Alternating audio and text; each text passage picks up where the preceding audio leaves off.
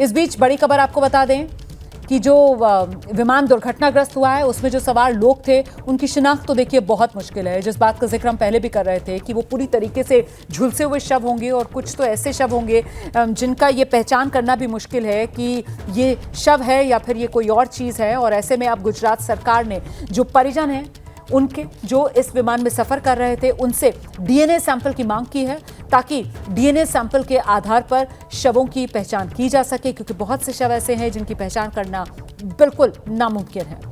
नजर से आप नहीं पहचान सकते उन शवों को, पूरी तरीके से झुलसे हुए वो शव हैं और ऐसे में डीएनए सैंपल्स की मदद ली जाएगी और उसी से अब शवों की पहचान की जाएगी और तभी परिजनों को शव सौंपे जाएंगे। फिलहाल जिस जगह पर यह विमान दुर्घटनाग्रस्त हुआ है उस जगह की तस्वीरें भी हम आपको दिखा रहे हैं। देखिए यहां पर यह विमान जो है वो आकर गिरा, रिहायशी इलाका जहां पर यह विमान आकर गिरा और सब कुछ बर्बाद करके चला गया। सभी वो लोग जो इस विमान में सफर कर रहे थे उनकी जिंदगी खत्म।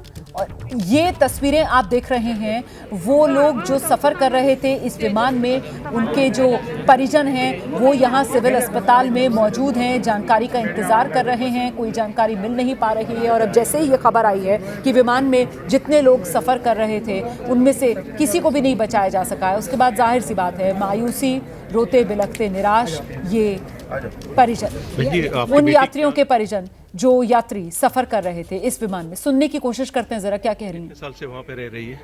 4 साल हो गए, 5वां साल है अभी। अच्छा, तो यहाँ पे आपको मिलने के लिए आए? मतलब ठीक है। भाई साहब आपका नाम बता दीजिए। मेरा नाम तनवीर मलिक है और मैं बड़ौदा का रहने वाला हूँ। भाई साहब आप यहाँ पे आपके ससुर सास को छोड़ने के लिए आए थे, क्या हुआ, किस तरह से आपको पता चला और क्या लग रहा है? मैं सुबह यहाँ पे ड्रॉप करके गया 11:30 बजे और 1 बजे का फ्लाइट था उनका।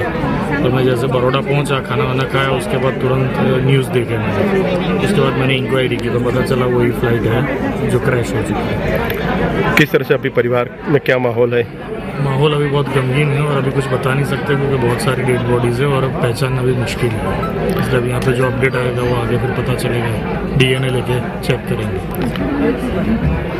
आपके ससुर थे, परिवार में एक बड़े व्यक्ति थे, किस तरह से पूरे परिवार को क्या इतनी बड़ी आपदा से किस तरह से सबर पाएगी? अब ये हमारे सास और ससुर दोनों इस फ्लाइट में थे और यूके ही जा रहे थे हमारे साली को मिलने के लिए। 3 महीने का उनका प्लान था और रिटायर्ड थे और दोनों अकेले ही रहते थे। क्या नाम था सास ससुर का?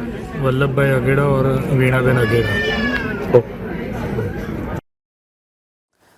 तो ये आप सुन रहे हैं वो यात्री जो इस विमान में सफ़र कर रहे थे उनके परिजन।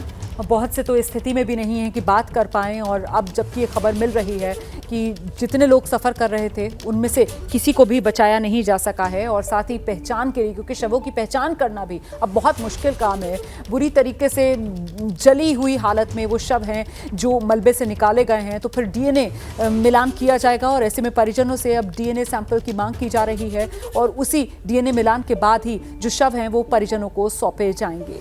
लेकिन ज़रा सोचिए किस तरीके से उम्मीदों के सफ़र पर, उम्मीदों की उड़ान के साथ ये लोग अपने घरों से निकले थे, अहमदाबाद से लंदन जा रहे थे और सबने कितने सपने देखे होंगे अपने इस सफ़र के लिए। और इस सफ़र पर गुजरात के पूर्व मुख्यमंत्री विजय भाई रूपाणी भी थे, वो भी इसी विमान में सफ़र कर रहे थे। लेकिन अब ये खबर सामने आई है कि विमान में सफ़र कर रहे सभी लोगों की मौत हो गई है।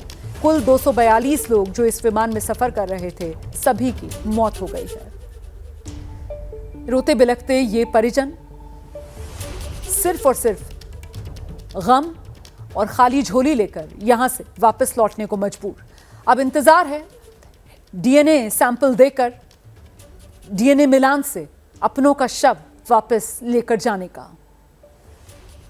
242 जिंदगियां हमारे बीच नहीं रही और यह हादसा और भीषण इसलिए हुआ है क्योंकि यह विमान रिहायशी इलाके में दुर्घटनाग्रस्त हुआ है और ऐसे में वो लोग जिनका इस विमान से, इस यात्रा से कोई लेना देना नहीं था। वो तो अपनी जिंदगी में व्यस्त थे। उनमें से कई तो डॉक्टर्स जो अपनी ड्यूटी से शायद लौट कर आए होंगे, अपने हॉस्टल में बैठकर खाना खा रहे होंगे या अपने दोस्तों के साथ बैठकर गप लड़ा रहे होंगे। अचानक से विमान का एक हिस्सा जो है वो डॉक्टर्स के हॉस्टल पर आकर गिरता है और डॉक्टर्स का हॉस्टल जो है वो तहस नहस हो जाता है। यहां पर भी कई लोगों के घायल होने की खबर सामने आ रही है। यहां पर भी कई लोगों के हताहत होने का जो आंकड़ा है वो सामने आ रहा है। उसको लेकर अभी आधिकारिक बयान का हमें इंतजार है। लेकिन यह भीषण हादसा हुआ है, एक ऐसा हादसा जो गुजरात अहमदाबाद सरदार वल्लभ भाई पटेल एयरपोर्ट के बिल्कुल नजदीक हुआ, लेकिन जिसने पूरे देश को हिलाकर रख दिया और असर इसका दुनिया भर में, क्योंकि 53 ब्रिटिश नागरिक थे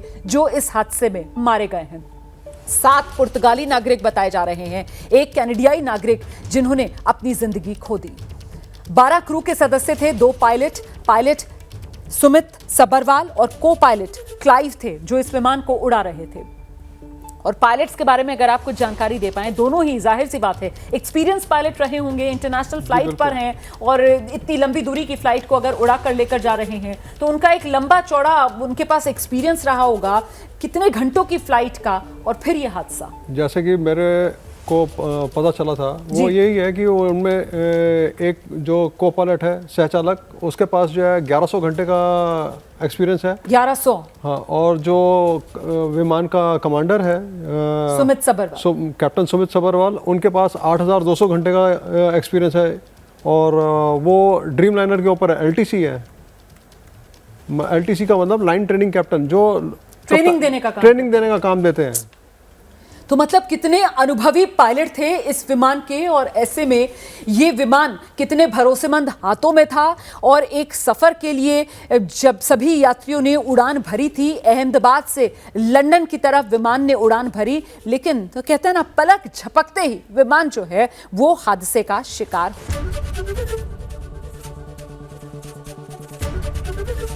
ABP गंगा, खबर आपकी, जुबान आपकी।